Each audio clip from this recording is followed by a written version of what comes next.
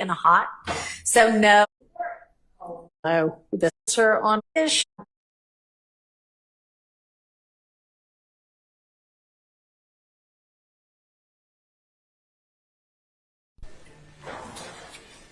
We got everybody? All right. All right. What I know about Mr. Melnick at this point is that he is going to be available by Zoom 3-ish, and he was going to, I didn't talk to him. My lit manager talked to him. So I'm not sure we have a super clear answer on whether he currently represents Mr. Copeland, but Mr. Melnick was going to reach out to Mr. Copeland. And maybe by the time we hear from Mr. Melnick at 3, we'll know the status of that representation. All right. Yes. Am I cold? Is the court cold? No. The court's never cold because these robes are really heavy and hot. So no, but I mean, I realize that it is probably objectively a little cold in here, so I might nudge it up a half a degree for y'all. And then if y'all, okay.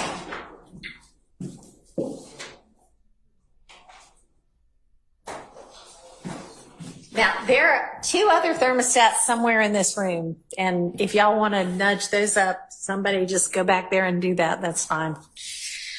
Okay.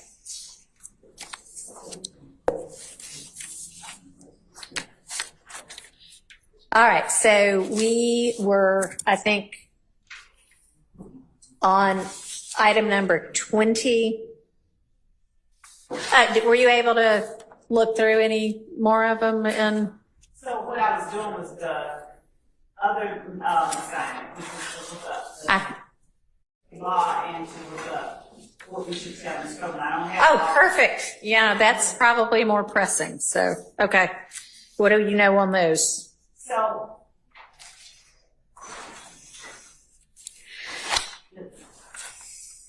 I'll start out with just the fact that the language of the statute itself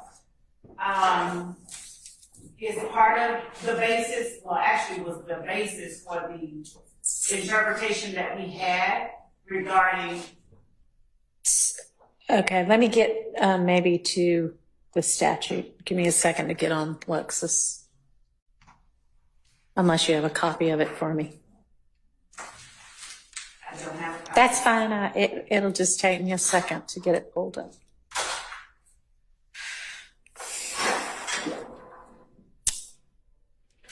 So you're talking about 24.5.507? Yes, Your Honor. Okay.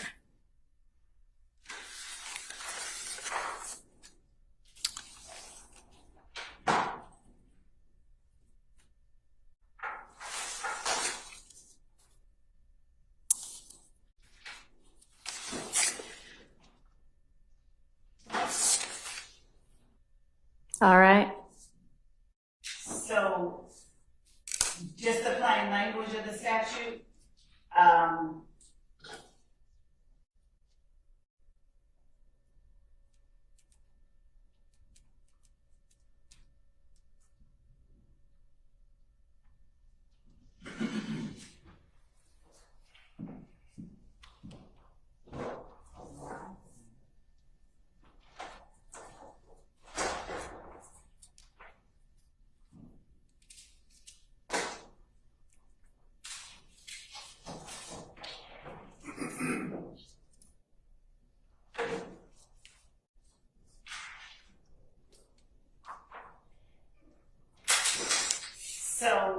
just the plain language of the statute.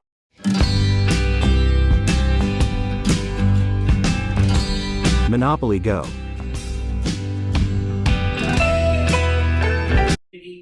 But that the state can grant it and we have to move the court. It lays out very specific steps that we have to take. And in... Hang on a second. Can you not hear her? Yeah. All right. Can you, I don't know, do those mics move? It wasn't on. Okay. It wasn't on. There we go. So as I was saying, the language of 24.5.507 lays out very specific steps. Only the state can grant immunity, but the court can compel the testimony, which we obviously can't do. And 24.5507 is a statute that allows us the leeway, the grounds rather, the pathway to get a witness to testify after they have pled Right. the fifth. And so Section B of 24.5507 says, if a person refuses to testify after being granted immunity from prosecution and after being ordered to testify as set forth in this code section, such a person may be adjudged in contempt and committed to the county jail until such time as such person purges himself or herself of contempt by testifying as ordered without regard to the expiration of the grand jury. I don't know why it only references the grand jury and not a petite jury, because the top portion of the statute in Section A refers to both. And it talks about the fact that if you're needed in a criminal proceeding before a court or a grand jury, if your testimony is deemed by the district attorney necessary to the public interest, then the DA may ask the court to compel that person to testify. In any event, the last line, which says that if the grand jury before which such person was ordered to testify has been dissolved, such person may purge himself or herself by testifying before the court. I don't have the reason that they refer to the grand jury and don't reference a trial jury. But given the fact that the statute itself refers to them almost interchangeably in Section A, when they say if you're either brought before the grand jury or a criminal proceeding. And so the fact that even after the grand jury is dissolved, the court can keep you there until you purge yourself of the contempt by giving the court testimony. The extrapolation that I made was you can be kept until you purge yourself of the contempt by testifying, because you don't have a right to assert your Fifth Amendment privilege. Right. So one thing I would wonder about with regard to that argument is it's sort of a kind of basic canon of statutory construction that if certain language is used in a part of a statute and then it is not used in another part, that there's a reason that it's not used, that there's some significance to at one point saying before a court or grand jury, because they clearly knew they could use different language. So the fact that they didn't include it all in the second part, there might be a reason for it. So that I think kind of cuts against the argument that I can hold Mr. Copeland throughout all three trials. So I think we need, if there's some sort of case law that indicates that if the testimony at issue is before, like for a trial, that somebody can be held even after the trial is over until such time as they decide to come testify in front of a court about it. So someone sent me a case, but I haven't fully got it. It's in re Long, 276 Georgia App 306. I'm reading it. Okay. And if anybody on the defense side of the room's got a case that says the opposite, then that would also help us out, that answers the question the other way. It just seems to me like if he's under subpoena for a trial, then the point in which it would logically end would be when the trial is over. And I get he may never still purge himself of the contempt, but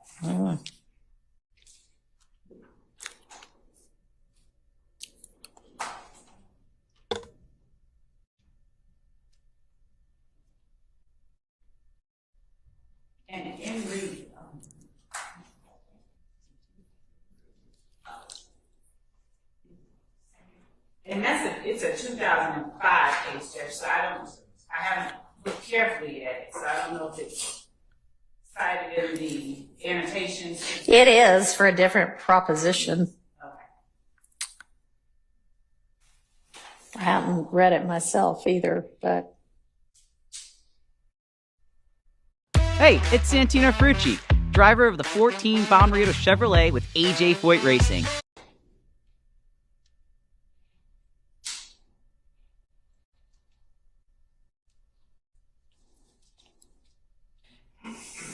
I don't know that this case really answers the question we're asking.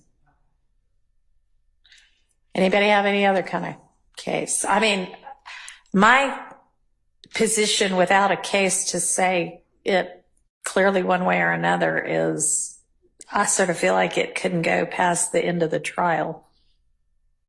But it doesn't say. But I know that. I mean, one way or another, I'm willing to be persuaded differently if we've got law.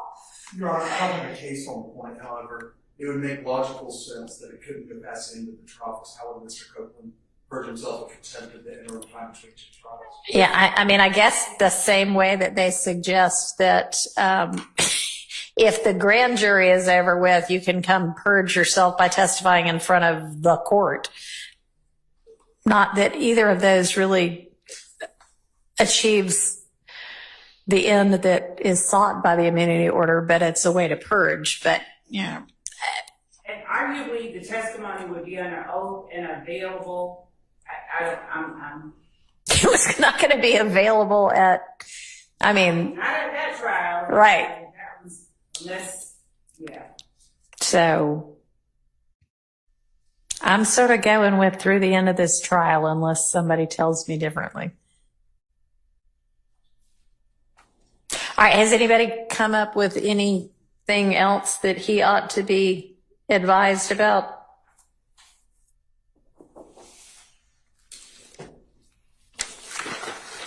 I know that the court did advise him that. Westmoreland, can you hear me? I know that the court advised him that he was told some things that were not entirely accurate. And just listening to the testimony and looking at the transcript of what he was told, as the court sits now, are there particular points that the court has concerns about? Because regarding perjury, the statute sort of lays it out. And I know that before he testified, the last time Judge Glanville, I think, gave him a copy of Ms. Bumpus to give to him, I think. No, actually, while Mr. Copeland was on the stand, I think that in court. Yes, Okay. he gave to Mr. Copeland read to him or gave it to him a copy of the statute and apprised him. I think he made Okay, right. But all of that was before the ex parte. Y'all, it's already too hot, so I'm going to have to turn it back up. Okay.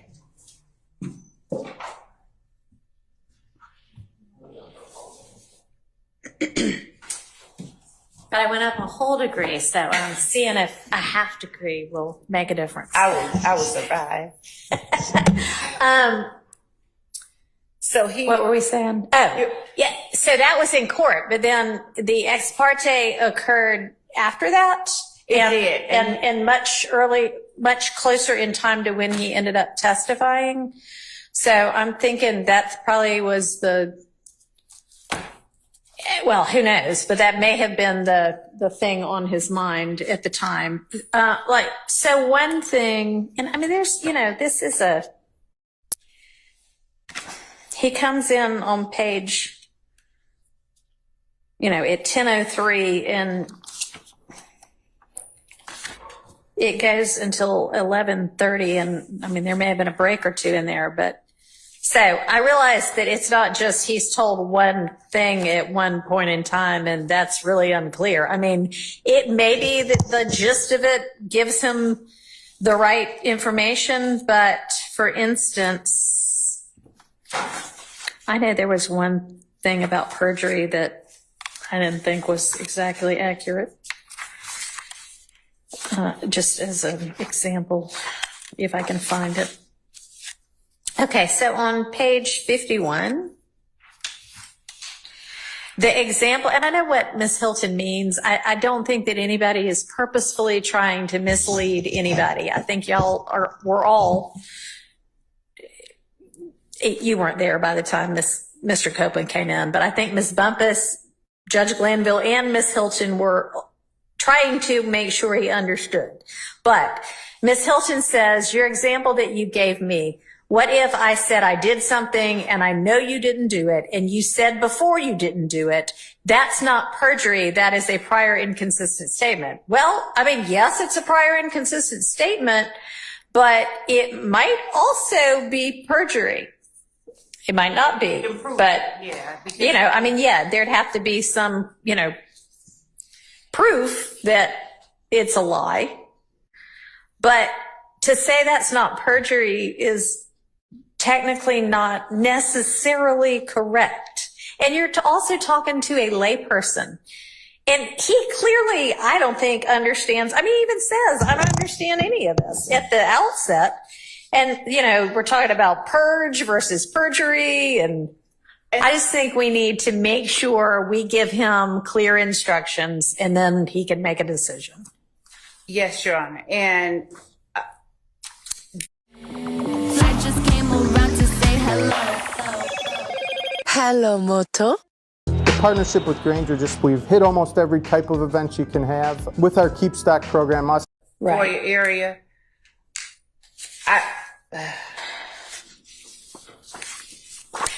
yeah. And then, we also discussed the immunity versus statute of limitations. And yes, the immunity, because he has been given immunity, protects him from being prosecuted based on anything he says, if he says anything. And that is true. But he was also sort of told, you don't have any statute of limitation worries either. And that's not necessarily true.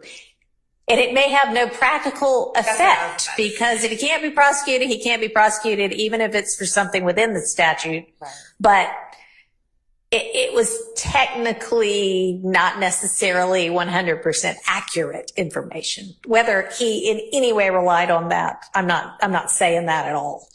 But I just want to make sure we do it entirely to the extent we can correctly and accurately. So would the court be inclined to read him the statute and then respond? I don't know. I'm asking.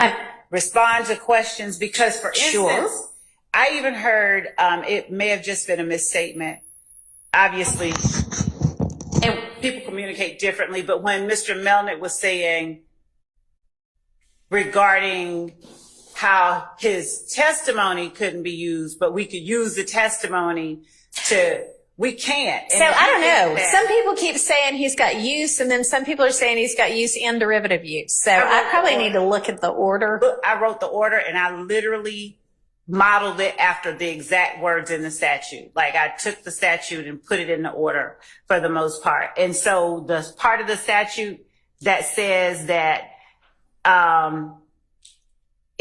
no testimony or other evidence required under the order or any information directly or indirectly derived from such testimony or evidence shall be used against the person in any proceeding or prosecution for a crime or offense. That sounds like derivative use to me.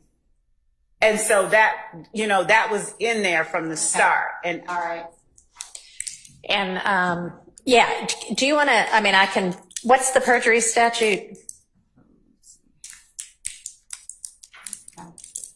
I will look it up. And frankly, I'm not sure that either giving him or reading him any of these statutes is going to be particularly helpful. But that's why I would like for him to have counsel, so counsel can explain to him, here's what the perjury statute means. Here's what your immunity order means. Here's what a prior inconsistent statement is. Here is what you face if you decide not to testify regardless of your immunity. And then, sure, if he has any questions of the court, still we can entertain those. And I don't know how wise it would be to even make the request that if his counsel seeks to understand the extent to which the immunity exists. Like if he would speak to us, but he. Well, maybe we can you- dial down from all of that too. That's been several weeks since y'all all made, assertions about whether or not who knew what when and who was professional and who wasn't. And maybe I'm going to ask Mr. Melnick and you to move past that. And I'm beyond it. I would. you're beyond it. Great. We'll see if he is. And I would love to be able to fully explain, to allay any fears that he has or concerns about his client's criminal exposure. But 161070 is the perjury statute. Okay. And then I ought to know prior and consistent statements by heart, but which one is that? 24 something? I don't know. I'm sure I have it in front of me somewhere, but I think those would be the 4 relevant things: the Order 507, perjury statute, and prior and consistent statements.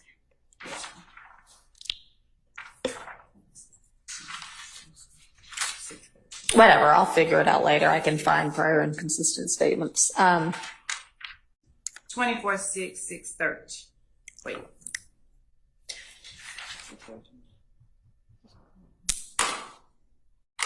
(246613) witness's prior statement. 246613B.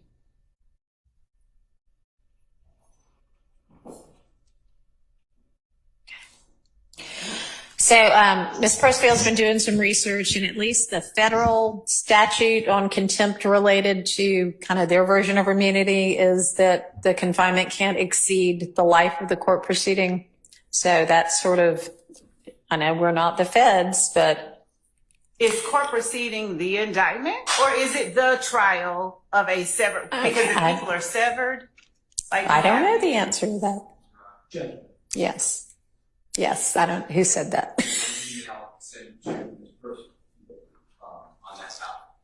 You did what? Say that again. Okay, to Ms. Persfield, okay. And do you have a short answer for me? The hands of a certified GM mechanic do a lot. They diagnose, repair, and maintain your vehicle. Footnote 1, it's from the Middle District of Tennessee. Star issue is a deposition. The person refused to testify. There were trials coming up. They were not set yet. The government's position is like the state of Georgia. The government's position is like the state of Georgia here. Just hold the person because the case is not resolved. And the Middle District, the district court judge gave reasons, and then the footnote they gave the U.S. Supreme Court that the contempt is punishable for this trial. And after that, we don't do for other trials that are not set, and the government can't continue the same contempt over and over again. They can bring an obstruction of justice indictment against the person or a contempt criminal charge against the person, but we don't just hold people because it becomes, and there's other cases I can send you, at some point it becomes just punishment. The whole point of civil contempt is to coerce the person to do the act. Right. And at some point they're not doing the act. Yeah. Otherwise, according to Ms. Love, I mean, really, according to Ms. Love's reading, we could just hold them until it's 50 years later. Yeah. Yeah. I mean, which can't be the law. And I know you're not arguing that, but. Could the court permit me a moment to just review the case that Mr. Steele just sent over? Sure. Did you send it to everybody? He did. I got Okay, yeah. I just want to read it. And Mr. Matthews. Similarly, is civil contempt, and I'm looking at in re estate of Banks. In re estate of Banks is going to be 339 Georgia App 144. It says under Georgia law, when the trial court orders incarceration for an indefinite period until the performance of a specified act, the contempt is civil. A trial court, however, may not continue incarceration for civil contempt when the respondent lacks the ability to purge themselves. Imprisonment under civil sanctions is always conditional, and a party found in contempt may apply for release at any time upon a showing of inability to comply. The moment it appears that there is inability, it would clearly be the duty of the judge to discharge the party, because the purpose of civil contempt is to provide a remedy and to obtain compliance with the trial court's orders. The justification for imprisonment is lost when the compliance is impossible. Thank you. I think you have hit on the exact case we needed. So that answers the question for me. You can look all you want, Miss Love, but I think that pretty clearly answers the question.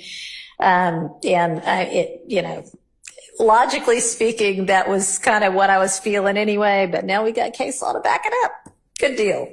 All right. So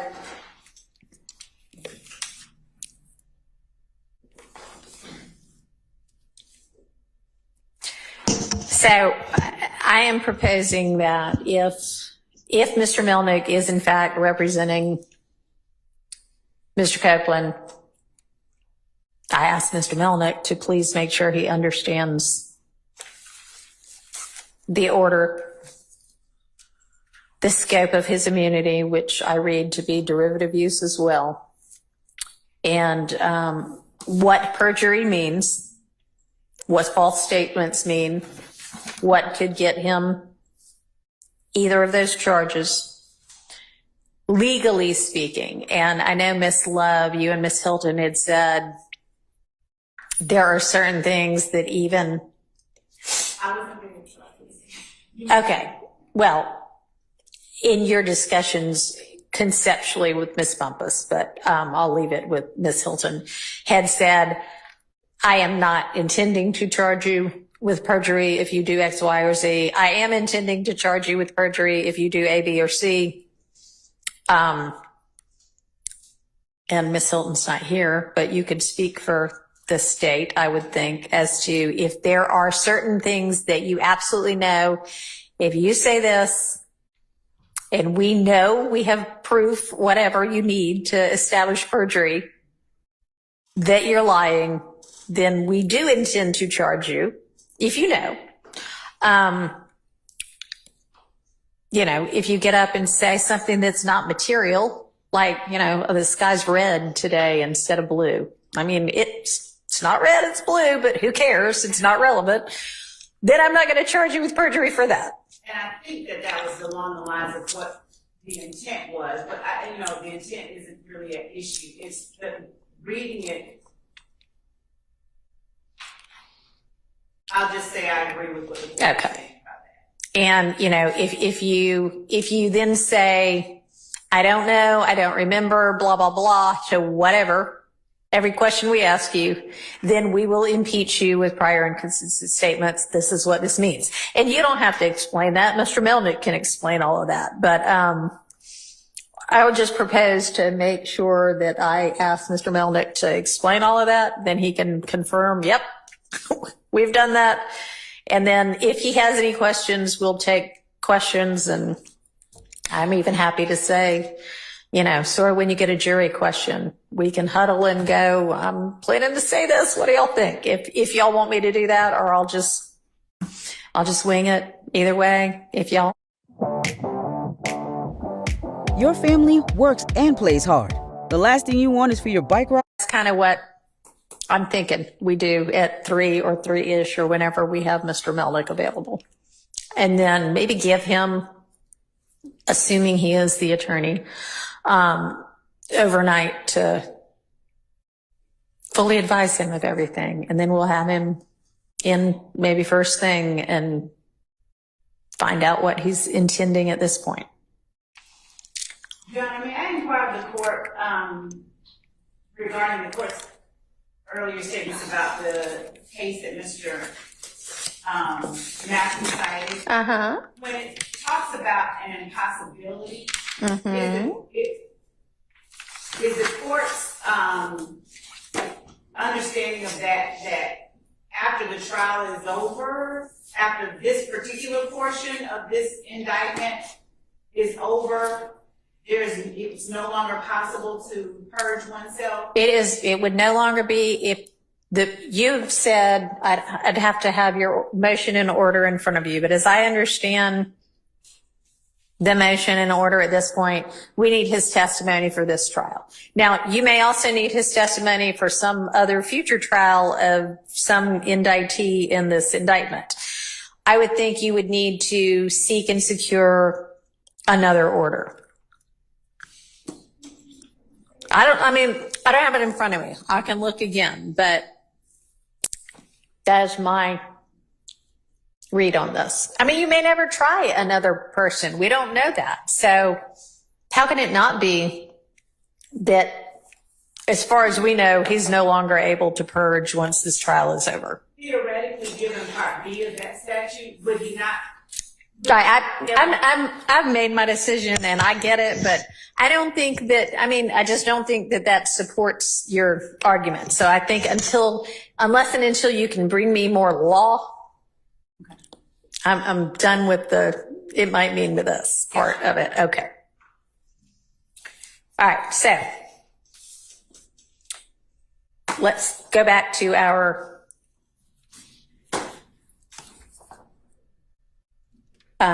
narrowing down, figuring out what needs to be redacted out from these statements of Mr. Zachary. Your Honor, may I inquire one more thing? If Mr. Melnick intends to not represent Mr. Copeland, what is our position at that point? I guess we can ask him, does he want an attorney? And I have inquired, because I don't know the answer, of the public defender's office, whether in a kind of situation like this where you have somebody who could have been indicted, who's not currently indicted, who's been given immunity, assuming he would qualify for their services, could they or some conflict attorney provide representation? Judge, I would tend to agree that seems to be the most sensible thing to do. At any point where someone's liberty is at issue, the court should at the very least inquire as to whether or not there's representation that can help a layperson, Mr. Woody is, navigate his way through these things. So I would agree with the court's inclination. Okay. And if for whatever reason, a public defender or conflict defender cannot represent a witness, although I would think they could because of what you said, as long as they qualify, his liberty is potentially at stake, then, but if they can't for whatever reason, then I don't know. We just have to. Then I would suggest that the court take it upon itself to do the best the court can to advise the witness appropriately without any input necessarily from either party. The court is less vested Mr. Copeland's testimony in either side, and so I think it would be the court's responsibility at that time. Well, it's certainly ultimately my responsibility, but I am soliciting from both sides whatever they think would be appropriate to advise him about, and I can then take it all and look at it and put it together. I'm not saying just because y'all asked for it, I'm going to advise it, but I would like your input on it, particularly given issues that have been complained about his prior advisement. So, good. All right. Okay, so let's turn to, somebody needs a bathroom break. So I know we just got back here 30 minutes ago. Y'all should have gone to the bathroom before then, but we'll take a bathroom break quickly. I'm just going to stay here.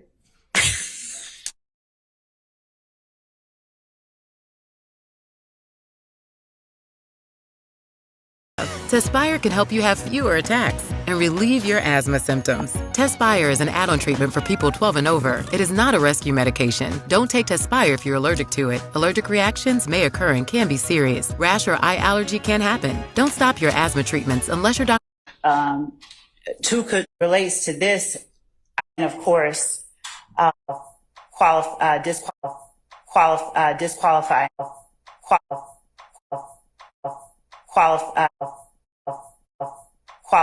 disqualifying prosecutors in criminal cases. And of course,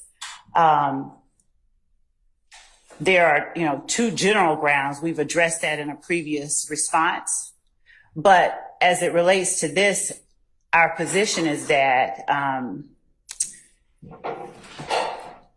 all that Ford does is addresses whether two attorneys who appeared pro hac vice violated the professional rules.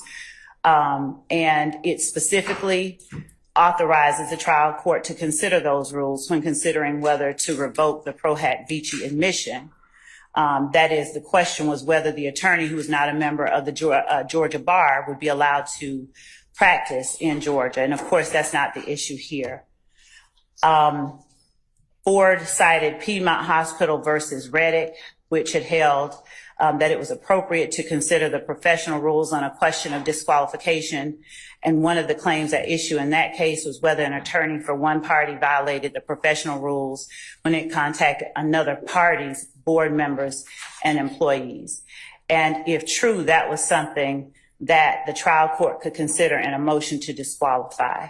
The Court of Appeals emphasized that the right to counsel is an important interest, which requires that any curtailment of the client's right to counsel of choice be approached with great caution. Disqualification not only curtails a client's right to counsel of choice, but results in expense and delay that are costly both to the client and to the administration of justice.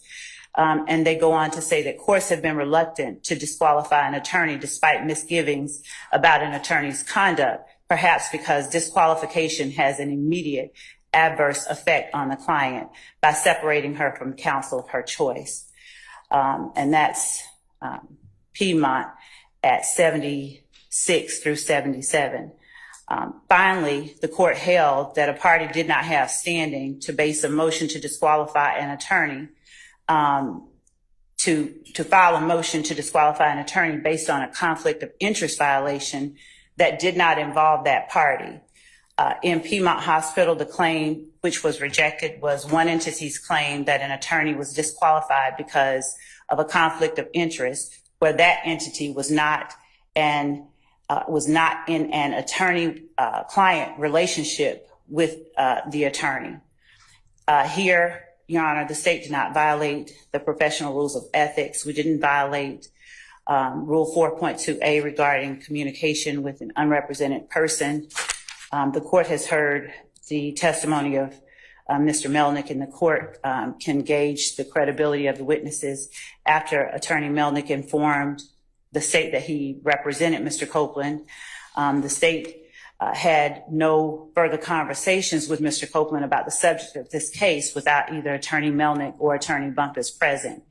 And in its response to Mr. Melnick's email, the state agreed it wouldn't communicate with Copeland further, but noted that we had arranged for transportation and that an investigator would pick Mr. Copeland up the following morning for his court appearance. So that interaction was to bring Mr. Copeland to court as we had previously planned. For the reasons that we stated in our prior filings, the hearings in chamber were proper. And even assuming arguendo that the court concludes otherwise, the state acted in good faith based on its understanding of the law. Indeed, at least 2 judges so far have concluded it was not improper. Disqualification is not an appropriate remedy under any event, especially given all of the circumstances here. We would ask that the court deny the defendant's motion to disqualify, and if there are other grounds, we would ask that the court, if they bring other grounds, we would ask that the court require that they list out all of the grounds that they're seeking so that we can address them at once, with Your Honor. All right. Well, I think both Mr. Weinstein's and Mr. Shark's motions that are pending right now, Mr. Weinstein's for a mistrial and Mr. Shark's for a fair trial, set forth additional bases and suggest that as one of the potential remedies or grounds for relief. So I think the state has filed a response to Mr. Weinstein's motion on behalf of Mr. Kendrick. I don't know if y'all filed a response to the supplement, and I don't think I've seen a response to Mr. Shark's amended motion for a fair trial. So Filed Friday. yeah, that was filed Friday, and I'm not quite sure when the supplement was filed. Sometime last week. Okay. So if y'all want to get something to me, can you get me something? When can you get me something? Is Friday too late? You can get me something by Friday. Oh, thank you. Okay.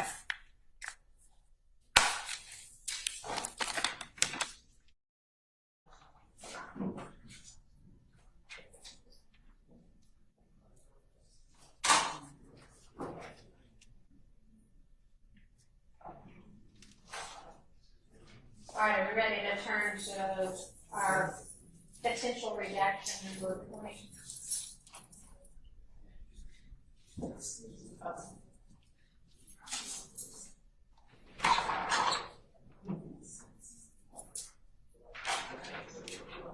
Should I take silence as a sense?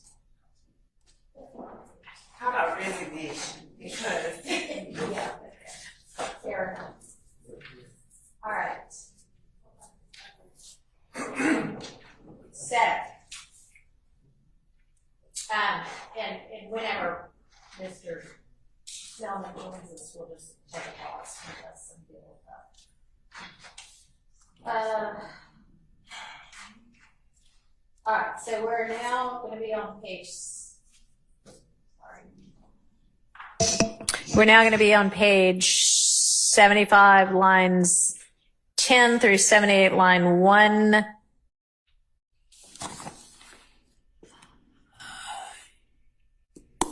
Hearsay about who shot at Woody and who shot Boo, and I'll have to look at it. Oh, and by the way, I was, going to circle back and listen and look at the video on that one item, and nobody, to my knowledge, sent me the video, so I haven't been able to look at it yet. Can y'all? I uploaded, I neglected to inform the court, I uploaded that Dropbox link for recording. So. I don't know if I still have that Dropbox link. I don't know. Can you just shoot me the link again? Yes, Ron. Okay. I try to keep the same link for the transcript, so I will resend that link. And then there's one long version of the video, and there's a smaller one where it breaks it into smaller chunks. I've used VLC to operate. I don't know if the court has that player on your system. I think so. I think we have that one. Okay. I will resend that, Your Honor, right now. All right, great. Thank you. Okay, so let me. I recommend that you send the smaller chunks, so the bigger chunks have a harder time. Actually sending, yeah. All right. And is this hearsay? So, Judge,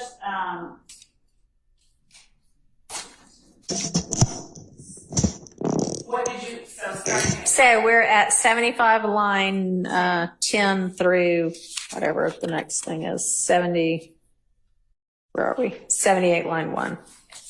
So I don't have any objection to 75 line 10, where Dennis says, what'd you hear about them when they tried to shoot Woody?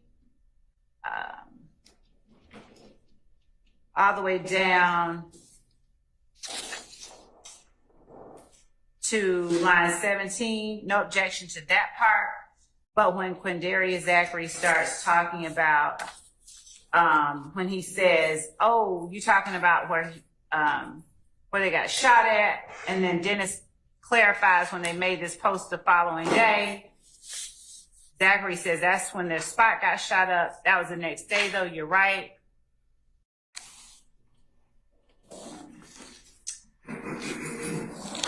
And when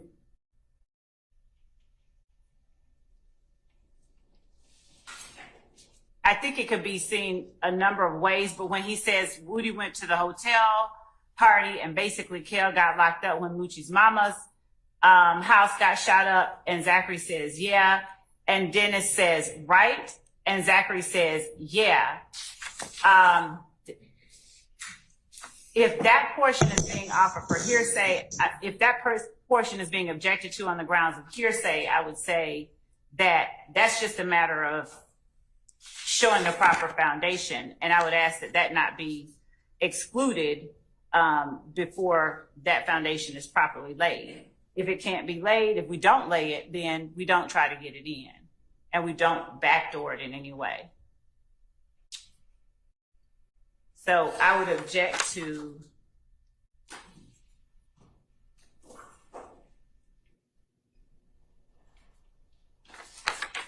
lines 18 through 23 on page 75, lines 1 through 6 on page 76. And as Okay, well, I mean, that all seems to kind of be like the question on the floor for discussion, right? I mean, they're like saying, okay, what is it we're talking about now?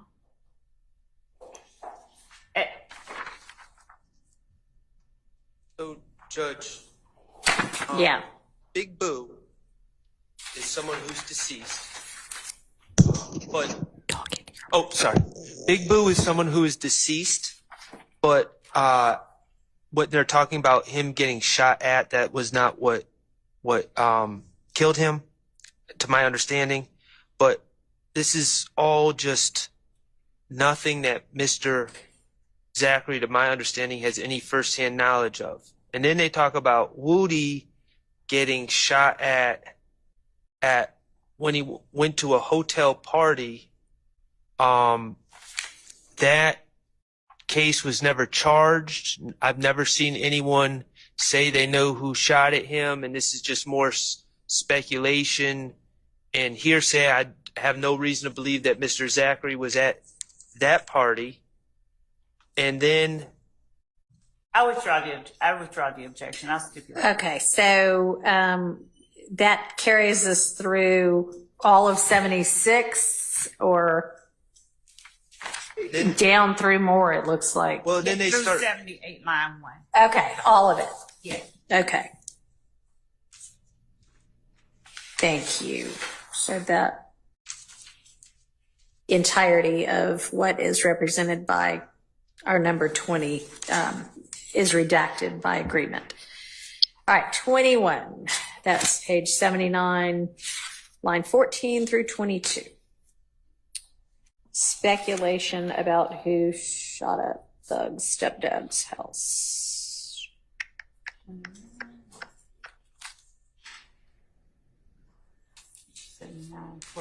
14.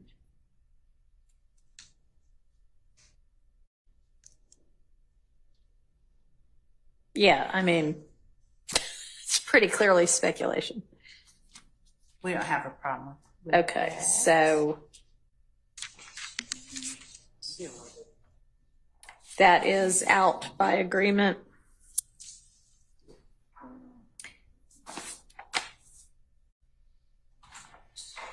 So we pick up from there on line 23 down through 81, line 5. And that's just, Your Honor, Tyreek, I think there's a gentleman named TJ Rivers. Uh-huh. I believe that's his last name. He's not charged in this case. And then Tyreek was his brother, and apparently he was killed by someone at some point. Yeah, I mean, that all seems just like, I mean, they're kind of like, well, while we've got you in here, what might you know about any other shooting that ever occurred? Right. Yeah. It has nothing to do with this case, as far as I know. What say you, Ms. Love? I have no objection to, I'm just going to go down the list. The latter, page 79, 23 through 24.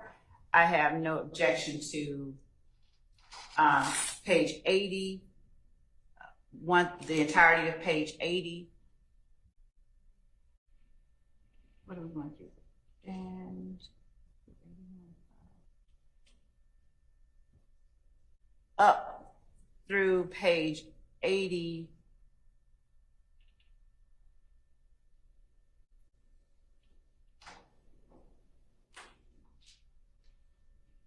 They're saying 81 line 5. Let's deal with that. I mean, that all looks like.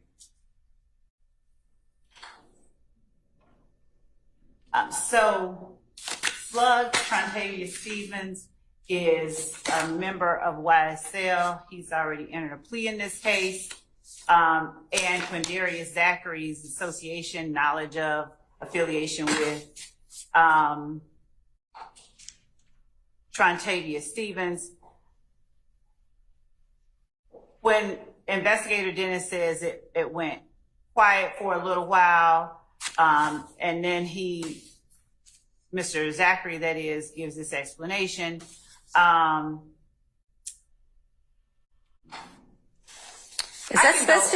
can go without that. So all right. 1 So through 5 I'll okay. stipulate. All right. Thank you. All right, and then our next thing is line, so that one's incomplete, it looks like. 81 line 13 through 82 line what, Mr. Sharp? I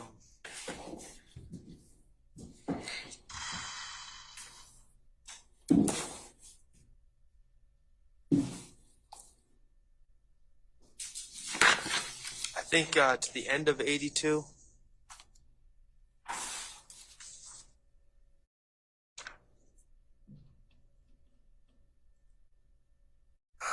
Oh, well,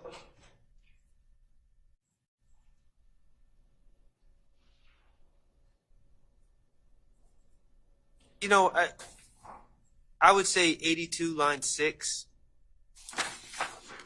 or actually 82 line 3. I don't really have a strong opinion about it. I just, my problem is when the police start talking about ballistics and this matching this. I mean, if it's relevant, that information. Whatever you do it for less at Harbor Freight.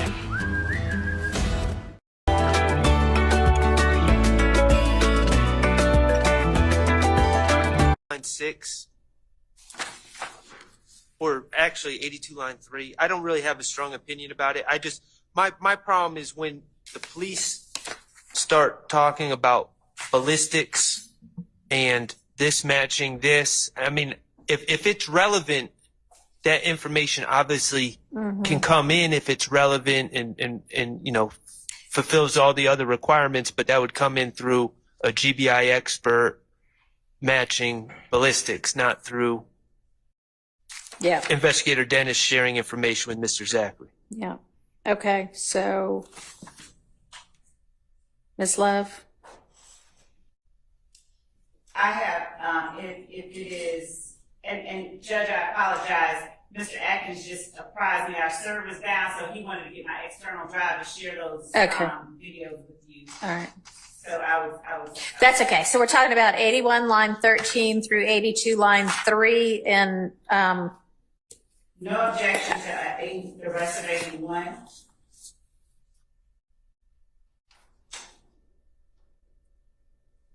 So from line 13 down, no objection to that.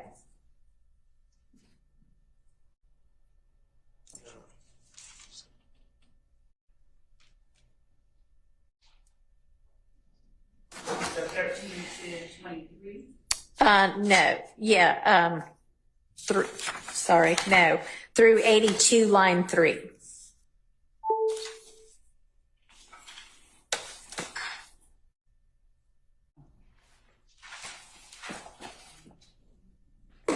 No objection. Okay. Thank you. All right. Now we are looking at 83 line 18 through 84 line 21. That's already been agreed to. Oh, perfect. Okay. We're looking at 88 lines 1 through 13.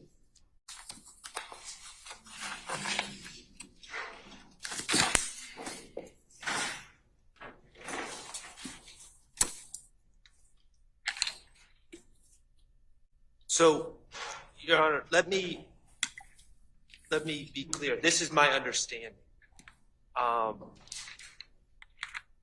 Mr. Zachary, after I read this, and then I've since read his other statement. I reviewed them both. I should say. I've read them before, but I was unclear if Mr. Zachary was claiming to have been present at the club compound incident. After reading the first in time, second in that I reviewed statement, it's clear to me that he does claim to have been at compound. Okay.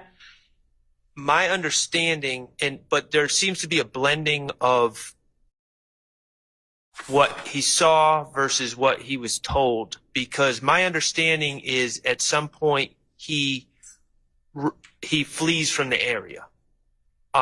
He is definitely, by his own words, not on 285 when Lil Wayne's bus is shot.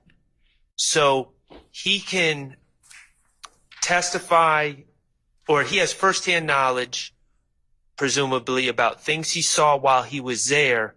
But when he says Pee Wee ain't do the shooting, he wasn't there for the shooting. And when he says, I know who left and went behind it though, and he says DK and Shannon. So he's saying Walter Murphy, who's entered a plea deal, my client, went behind Pee Wee's car, Jimmy Winfrey's car.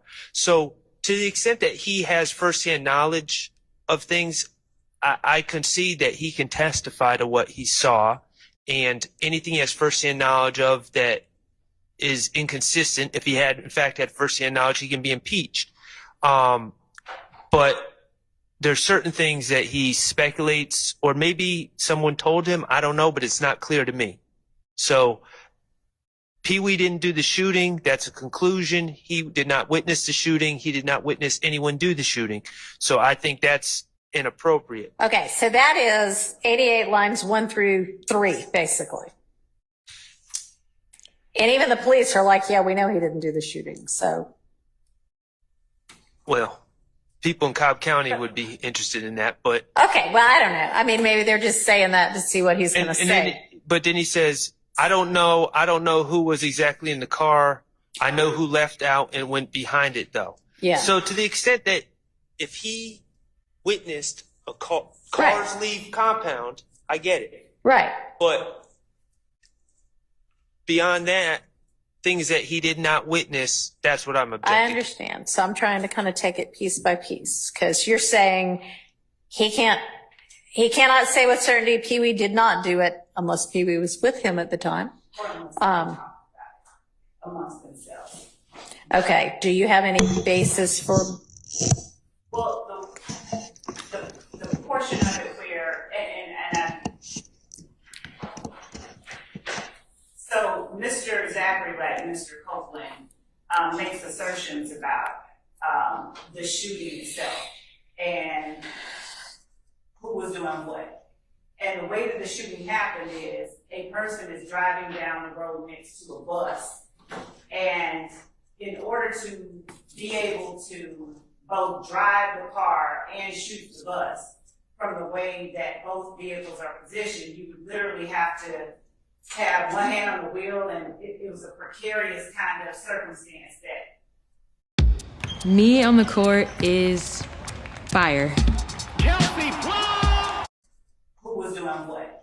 And the way that the shooting happened is a person is driving down the road next to a bus, and in order to be able to both drive the car and shoot the bus, from the way that both vehicles are positioned, you would literally have to have one hand on the wheel, and it was a precarious kind of circumstance that would be needed for the driver of the car, who is Mr. Winfrey, to also be able to at the same time fire the gun and shoot the bus.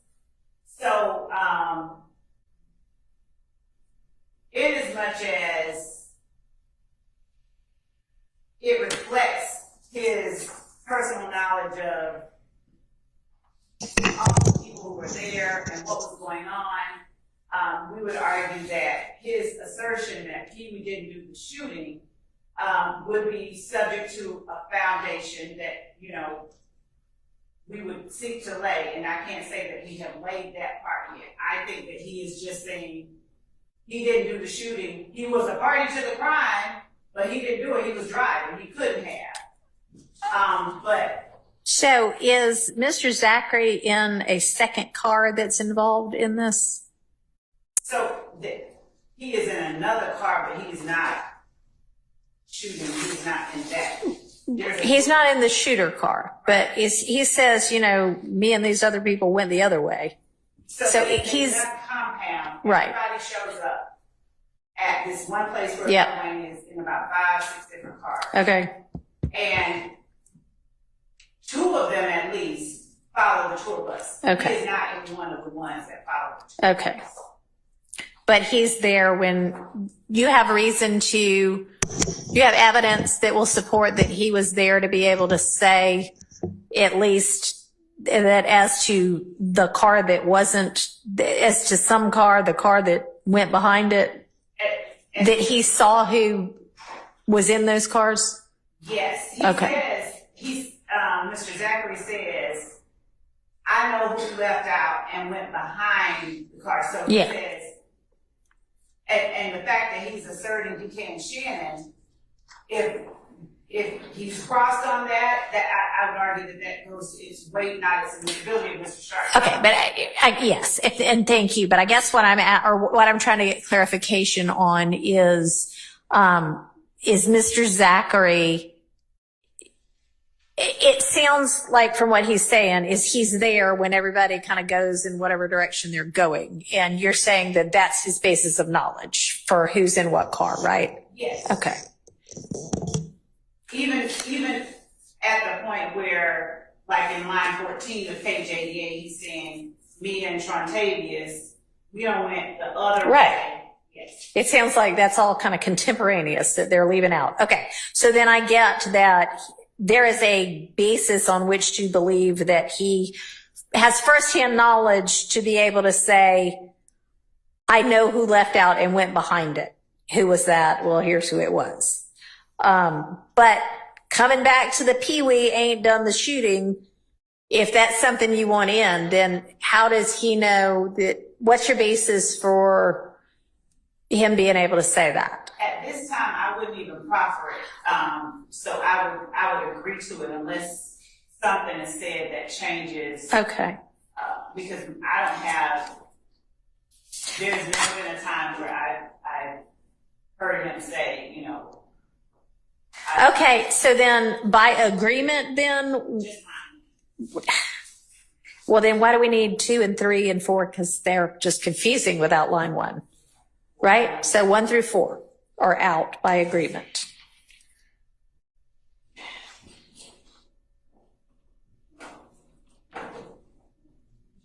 So then 5 through 13, well, 5 through, how about, But 5. how about that? I mean, the 5 through 9 I see as kind of a one little answer that he seems to be able to know. They say truth was with them. What? And then what about that part? I don't mind 12 through 13 coming out. Okay.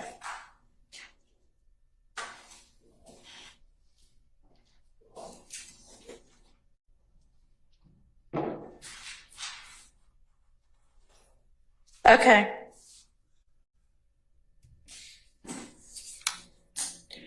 So we're at,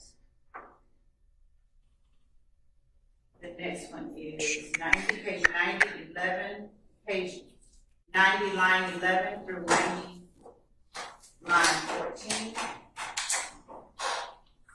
Correct.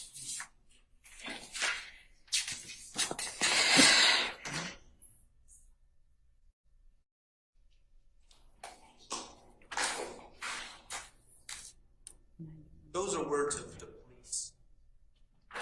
Oh, Mr. Melnick is here now. So he's not here on the Zoom, virtually here. Do y'all all have the Zoom link? I mean, you're welcome to, I see that'll show up on, does it show up on that big screen? All right. So y'all can just watch it on the big screen. Are you ready for him? I am. I think I say yes, and yet I think I need to probably turn my camera on. There we go.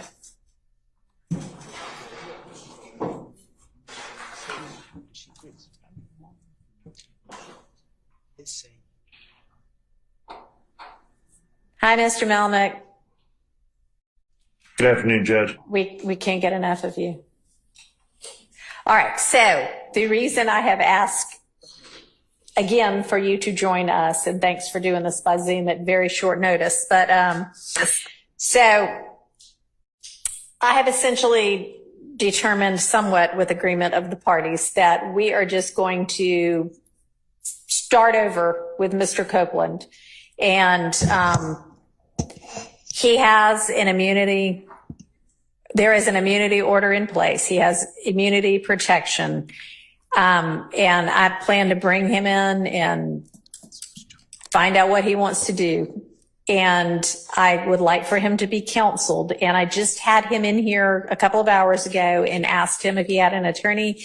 And he seems to think that you are his attorney still.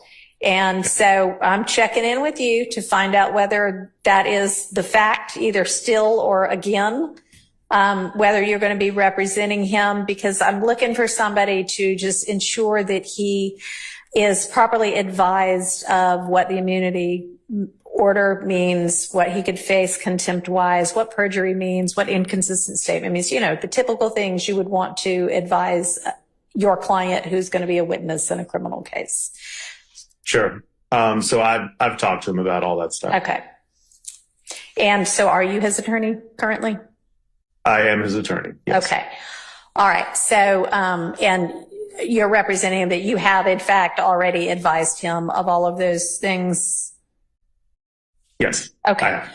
All right. So I would propose to, unless he just wants to come back this afternoon. I mean, I did think I told him to be available maybe 3-ish. But if you want to be with us by Zoom, but are you available tomorrow to be here in person if we can have him here in person? That way, if he does have questions as anything's going along, and we're not going to take testimony, I just want to find out tomorrow, does he have any questions? Make sure we clear up a few things and then, find out what his intent is as to whether he's going to testify in this trial or not. We're just essentially going to wipe all of what he already testified to and start over. Your Honor. He should be there right now. Okay. Oh, he's here right now. Okay. Apparently he's outside. Yeah. So, do you want to just stand by with us? And if he has any questions? Sure. Okay. And Your Honor, before he's brought in, yeah. I would object to him being asked at this. I'm going to just talk loud. Your Honor, I would object under all of the circumstances for a number of reasons to him being asked at this point whether or not he is going to testify. There have been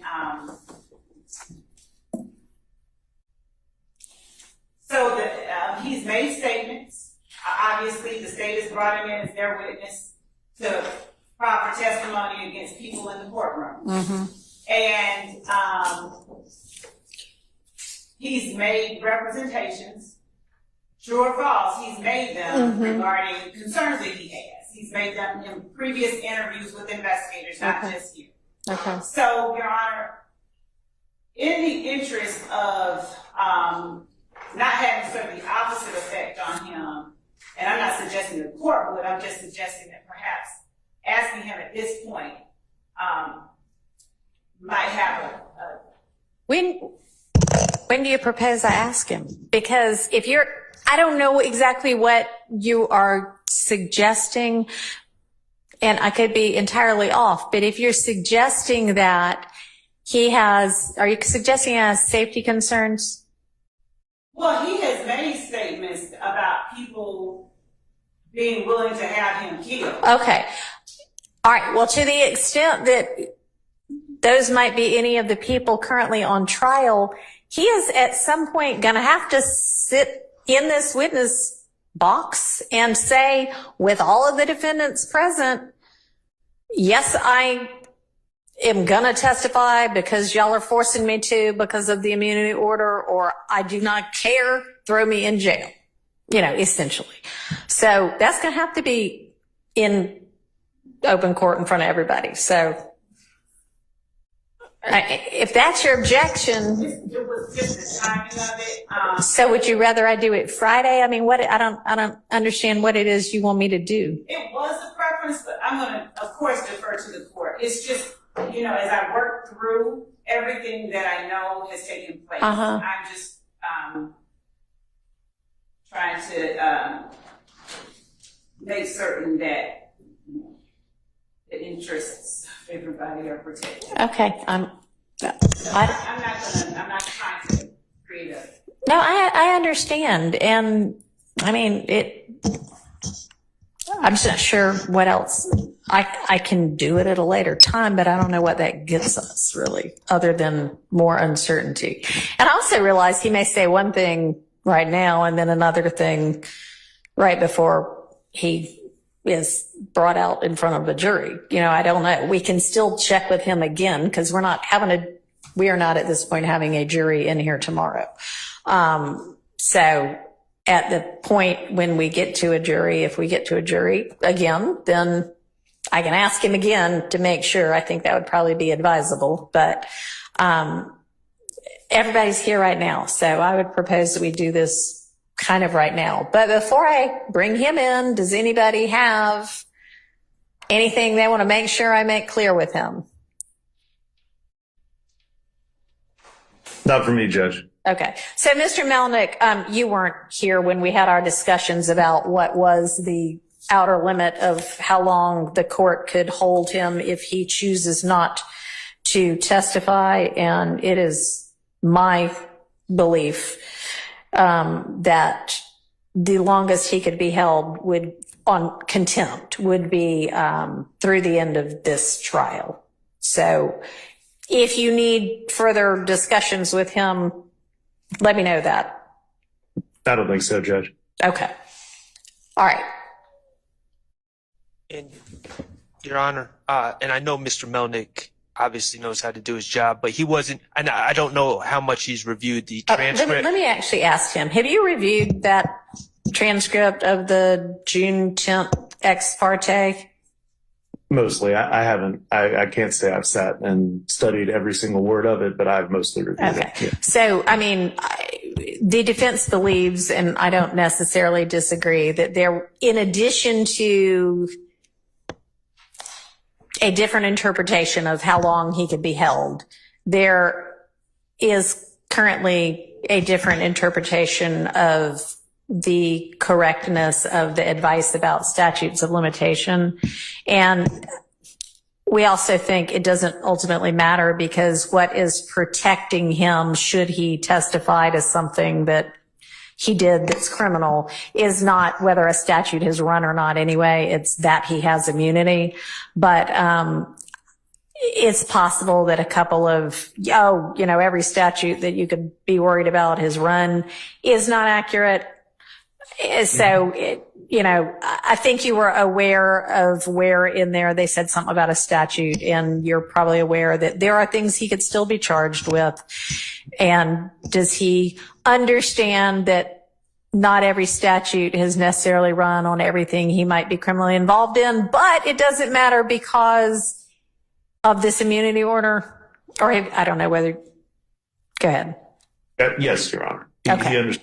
All right. And then, are you confident that he has a sufficient understanding of what might subject him to a charge of false statements or perjury? Certainly he does. Okay. Anything else y'all can think of on either side of the aisle? Okay.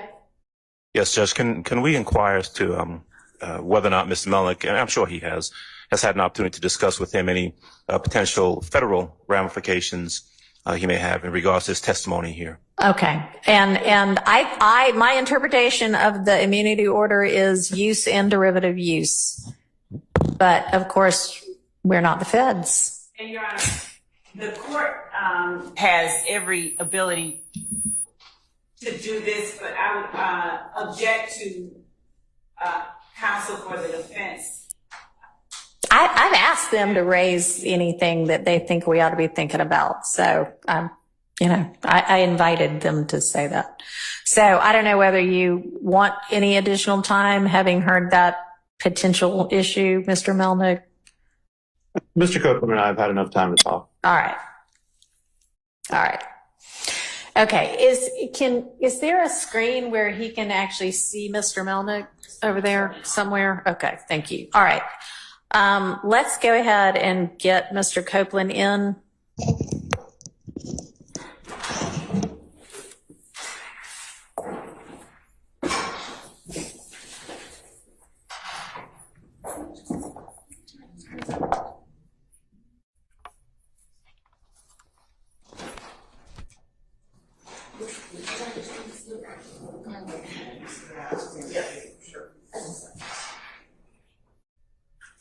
See you later.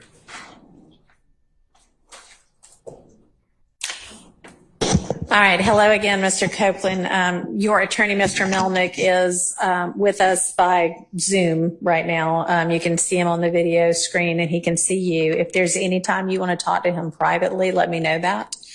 And I know y'all have had an opportunity since you and I spoke this morning from the bench and the stand to talk about the fact that the state is not interested in you pleading the fifth, and in order to avoid you pleading the fifth, they have secured an order that says you now can be essentially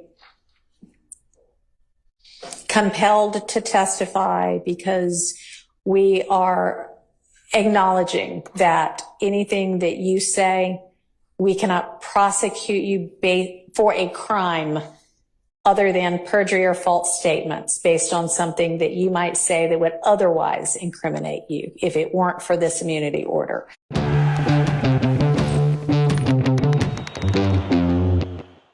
Can be essentially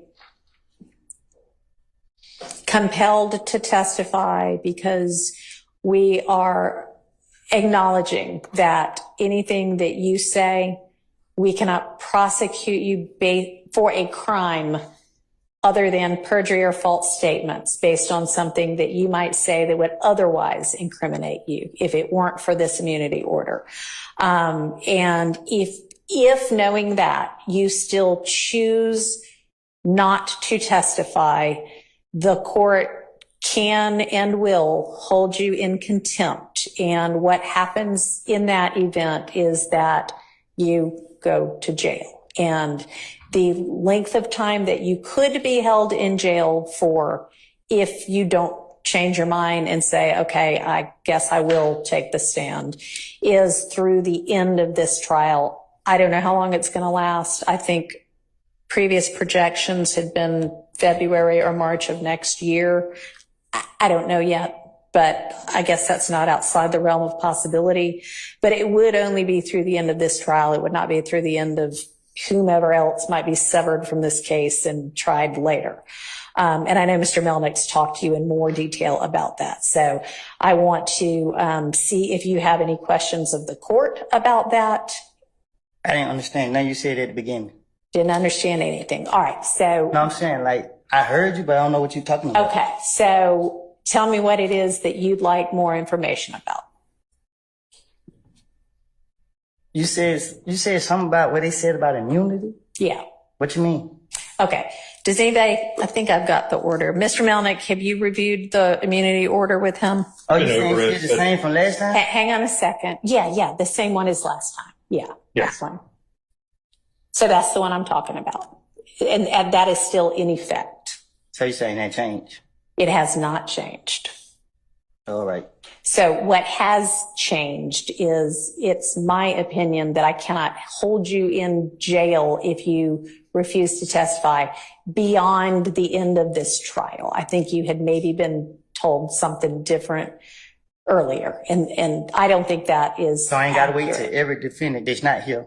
Correct. But you would, if you choose not to testify despite this order, you would potentially be held in jail through the end of this trial, which might be February of next year, might be March of next year. I really don't know. It ends when it ends.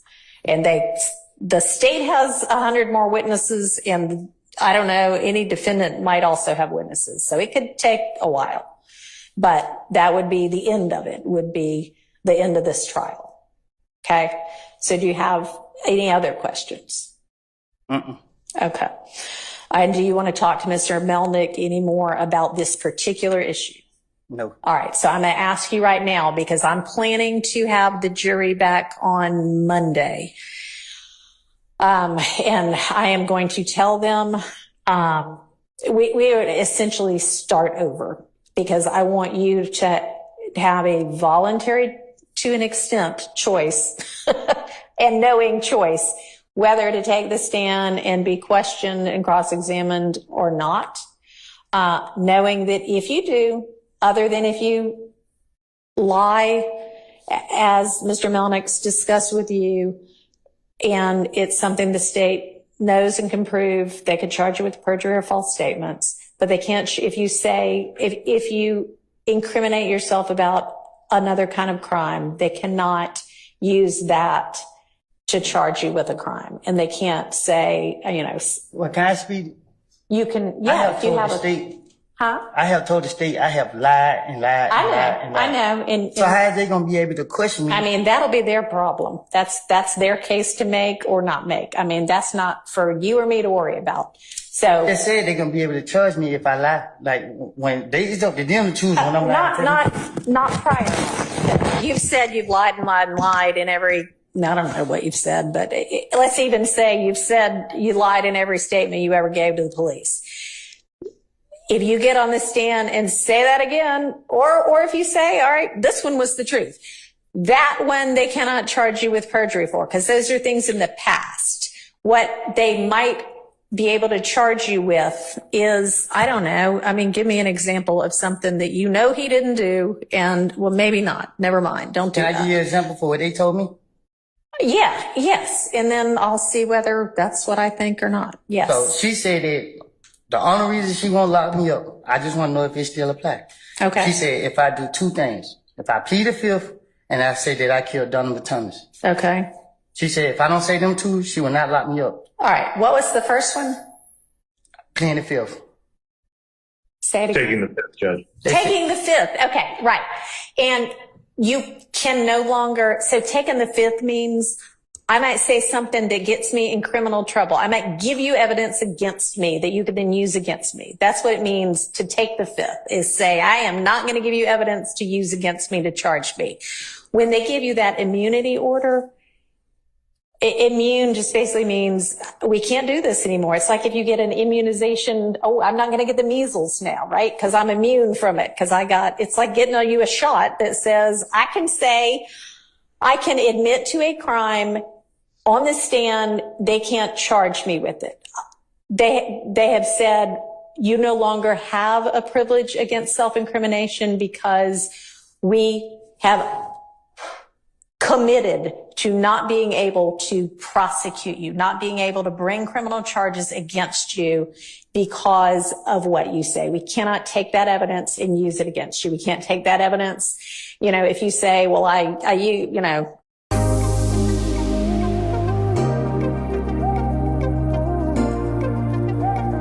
They have said you no longer have a privilege against self-incrimination because we have committed to not being able to prosecute you, not being able to bring criminal charges against you because of what you say. We cannot take that evidence and use it against you. We can't take that evidence.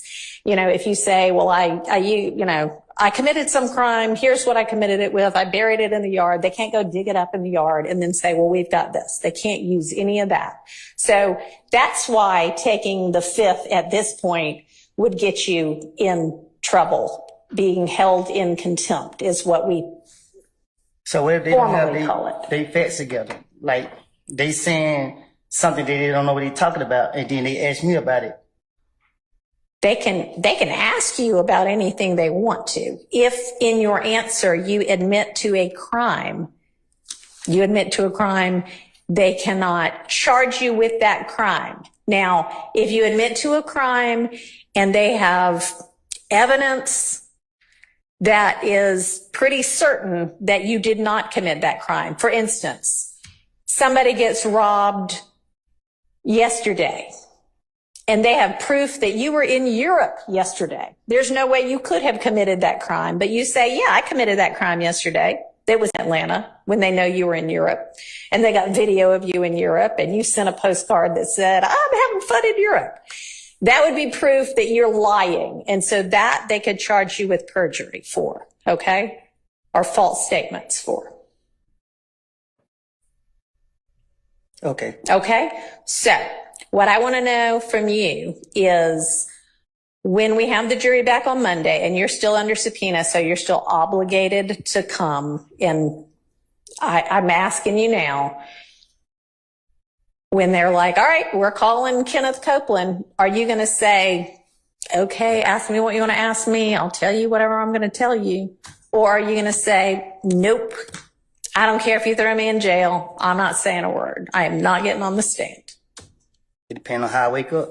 Okay. All right. Well, then we will just revisit it on Monday morning. So plan to be here at 8:45 on Monday morning. You're free to go for now.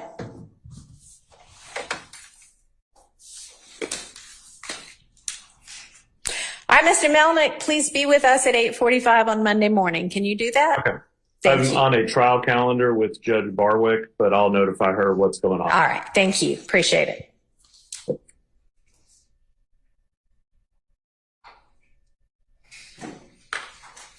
All right. So there we have our answer to the extent we have an answer. We will revisit this on Monday morning, which is, by the way, when I plan to have the jury back. And we at least, I have some degree of confidence that he understands what his choices are and what his consequences are. Okay, back to Mr. Zachary's testimony. Everybody good? I mean, I know we just took a break. Anybody need a break before we dive back in again? Yes, all right. I didn't take a break before, so I could use one now. Let's take 10 minutes. Be back at 5 after 3.